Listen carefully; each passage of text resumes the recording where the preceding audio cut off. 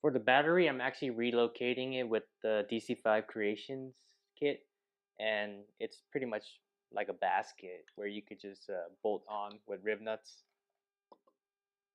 to anywhere you want to actually relocate it to. But then this kit specifically, because I got the charge harness for it, and what this does is it just extends it so it can actually reach the relocation point, and this is actually relocating it to the passenger fender.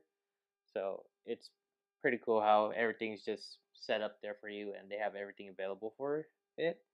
This is just pretty much made out of aluminum, and I mean, it feels pretty sturdy, but it also feels like a little basket.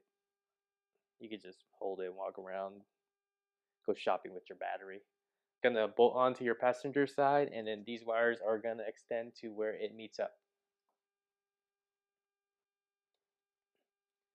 Installation of this is pretty simple, so if you have a extra couple $100 and you want less room in your engine bay, definitely buy it. So in this case, you get more room by removing something, so less is more.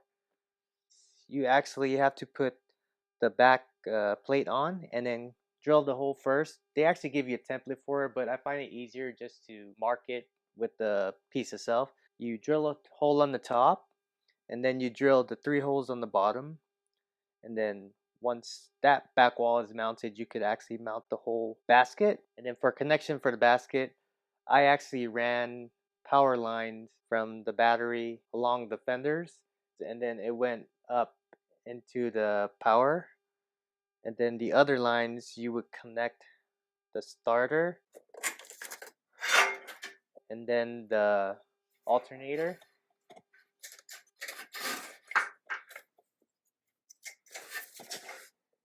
Once everything's all buckled up, and that's all you really have to do to install this.